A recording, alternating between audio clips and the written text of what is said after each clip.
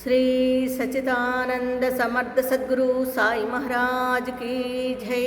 సాయి బిడ్డలందరికీ కూడా సాయినాథుని ఆశీర్వాదాలతో మనం గురుచరిత్ర పారాయణం 4వ అధ్యాయంలో ఉన్నామండి. నిన్న అనసూయ మాత దగ్గరికి త్రిమూర్తులు వస్తారండి. వచ్చిన తర్వాత భోజనం పెట్టమంటారు కదా, భోజనానికి అంతా సిద్ధం చేసి వాళ్ళకి వడ్డం చేసేటప్పుడు ఆ తల్లిని వాళ్ళు ఏం కోరుతారో చూడండి, మీరు నగ్నంగా మాకు వడ్డించాలి అంటారు. ఆ తల్లి ఏం చేస్తుందో చూద్దాం. వారు ఆకలితో వెళ్ళిపోతే ఆమె అత్రి మహర్షి ఆదేశాన్ని మీరినట్లవుతుంది. అంతేగాక ఆకలితో తిరిగిపోయిన అతిథి గృహస్థుల పుణ్యాన్ని తపస్సును తీసుకుపోతాడని శాస్త్రం. కానీ పరపురుషులు చూడండి, పరపురుషులు ఎదుట నగ్నంగా వస్తే పాతివ్రత్యం భంగమవుతుంది. అవును కదా, మరి ఆ తల్లి ఎలా ఆలోచిస్తుంది చూడండి. ఇప్పుడు భర్త ఆదేశాన్ని మీరినట్లవుతుంది. అంతేకాక ఆకలితో తిరిగిపోయిన అతిథి గృహస్థులను పుణ్యాన్ని తపస్సును తీసుకుపోతారని శాస్త్రం చెబుతుంది. కానీ పరపురుషుల ఎదుట నగ్నంగా వస్తే పాతివ్రత్యము భంగమవుతుంది.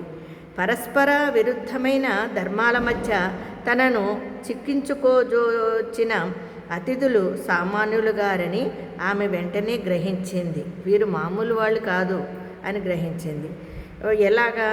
అప్పుడు వారి విచిత్రమైన షరతుకు ఆమె తనలో తానే నవ్వుకున్నది. తపోమూర్తి అయిన ఆద్రి మహర్షి సంసర్గము వలన పవిత్రురాలైన నాకు కామభయం లేదు. ఆకలిగొన్ని అన్నమడిగిన వీరు ధర్మము ప్రకారము నా బిడ్డలే గాని పరపురుషులు కారు.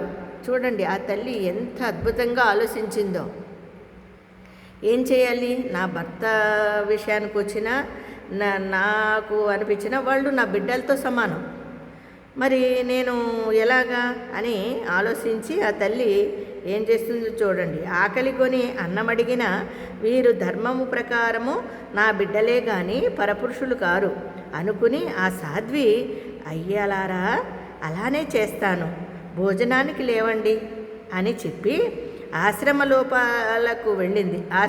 లోపలికి వెళ్ళింది, రూమ్లోకి వెళ్ళింది ఆ తల్లి. ఆత్రి మహర్షి పాదుకలతో, స్వామి, నేను మీ ఆజ్ఞ మేరకు వారు నా బిడ్డలన్న భావంతో భోజనం వడ్డిస్తున్నాను. అబ్బబ్బబ్బబ్బా, ఎంత పాతివృత్యం చూడండి. ఆ మహాతల్లి భర్త లేడు, ఇంట్లో బయటికి వెళ్ళాడు. ఈ త్రిమూర్తులు వచ్చి ఇటువంటి కోరిక కోరుతారు.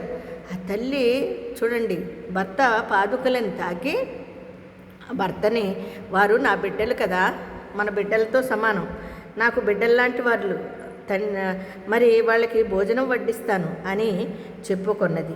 ఆమె యొక్క పాతివ్రత్య మహిమాన్వితమైన సంకల్పము వలన ఆమె భోజనం వడ్డించడానికి నగ్నంగా వెళ్ళేసరికి ఆ ముగ్గురు పసిపిల్లలు అయిపోతారటండి. ఆ తల్లి అలాగే వెళుతుంది, కానీ వాళ్ళు పసిపిల్లలు అయిపోతారు. ఎందుకు?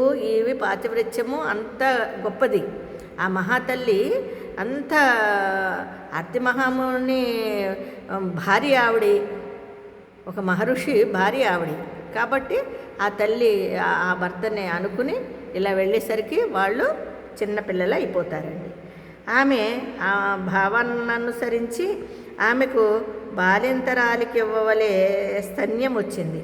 చూడండి, ఆ తల్లి ఆ చిన్నపిల్లలు అయిపోతారు కదండి, ఆ తల్లికి బాలింతరాలకి పాలు వస్తాయి కదండి, చిన్నగా ఉన్నప్పుడు బిడ్డలు అలాగా పాలు రావడం మొదలుపెట్టినట్టండి. ఆమె వెంటనే మరలా వస్త్రాలు ధరించి ఆ బిడ్డలకు తృప్తిగా పాలు ఇచ్చిందంటండి. ఆ ముగ్గురికి ఆ తల్లి ఆమె పాలునిచ్చింది.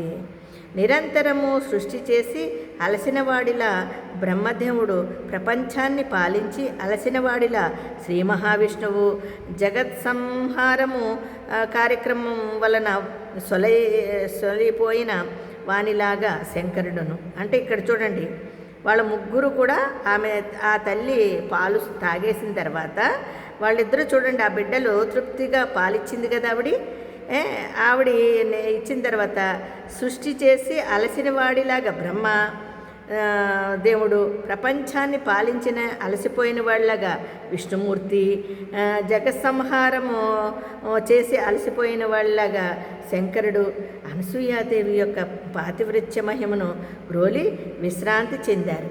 శుభ్రంగా నిద్రపోయారటండి వాళ్ళు. ఆ మహాపతివ్రత తన దివ్య దృష్టి వలన ఆ ముగ్గురు త్రిమూర్తులని తెలుసుకుని ఉయ్యాలలో పెట్టి ఆ జరిగిన కథనే జోలగా పాడుచున్నది ఆ తల్లి. అబ్బబ్బబ్బబ్బబ్బా, చూడండి, ఆ ముగ్గురిని ఉయ్యాలలో వేసింది, చక్కగా పాలిచ్చింది, వాళ్ళు చక్కగా నిద్రపోయారని తృప్తిగా పాలు తాగి ఆ తర్వాత ఆ తల్లి వాళ్ళకి ఉయ్యాలలో వేసి ఇంతలో ఆత్రి మహర్షి వచ్చి ఆమె నుండి సర్వము తెలుసుకుని ఊయల్లోని త్రిమూర్తులను దర్శించి ఆ రూపాలలో ప్రకటమైన పరమాత్మను ఇలా స్తుతించాడు. ఓ మహావిష్ణు, నీవు సృష్టి స్థితిలయ కారకుడవు, జగత్సాక్షికివి, విశ్వమయుడవు, విశ్వాధారుడవు. ఓ పరమేశ్వర, నీవు సహజంగా ఒక్కడివే అయినా నీ లీలల చేత త్రిమూర్తులుగా మారి క్రీడిస్తున్నావు.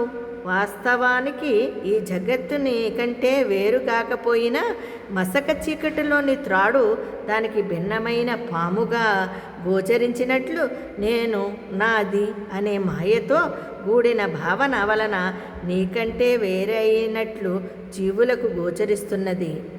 చూడండి, ఆయన వచ్చాడు, ఆ త్రిమూర్తుల్ని చూశాడు ఆ ఉయ్యాలలో. అప్పుడు ఆయన అంటున్నాడండి, ఆ త్రిమూర్తుల్ని దర్శించి ఆ రూపాలలో ప్రకటమైన పరమాత్మను ఇలా స్తుతించాడండి. ఓ మహావిష్ణు, నీవు సృష్టి స్థితి లయ కారకుడవు కదా, జగత్సాక్షికివి, విశ్వమయుడువు, విశ్వధారుడువు. ఓ పరమేశ్వర, నీవు సహజంగా ఒక్కడవే అయినా నీ లీలల చేత త్రిమూర్తులుగా మారి క్రీడిస్తున్నావు. వాస్తవానికి జగత్తు నీకంటే వేరు కాకపోయినా మసక చీకటిలోని త్రాడు దానికి భిన్నమైన పాముగా గోచరించినట్లు నేను నాది అనే మాయతో కూడిన భావన వలన నీకంటే వేరైనట్లు జీవులకు గోచరిస్తున్నది స్వామి అని ఆయన మన ఆత్రి మహర్షి ఇలా వేడుకున్నాడండి. వాళ్ళని చూసి ఆ తల్లి ప్రాతివత్యానికి, ఆ మహర్షి తపస్సుకి, ఆ త్రిమూర్తులు నిజంగానే పసిబిడ్డల్ని చేసుకొని ఆ అనసూయాదేవి అలాగా చేసింది కదా. ఎంత గొప్పగా ఉందో కదండి. మనకు కూడా చాలా ఆనందదాయకంగా ఉంది కదా. ఆ తల్లి త్రిమూర్తుల్నే బిడ్డలుగా చేసుకుని ఆమె స్తన్యాన్ని ఇవ్వడం అనేది ఎంత అద్భుతం అండి. అలా ఉండాలండి మన పాతివృత్యం అంటే, అట్లా ఉండాలి శ్రీమూర్తి. అందుకనే అనసూయాదేవిని మనం కూడా తలుసుకుని ఆ తల్లికి వందనాలు చేసుకుంటూ మరి 4వ అధ్యాయంలో మళ్ళీ రేపు కలుసుకుందామండి. కథ రేపు చెప్పుకుందాం. అంతవరకు సాయిరామండి. జై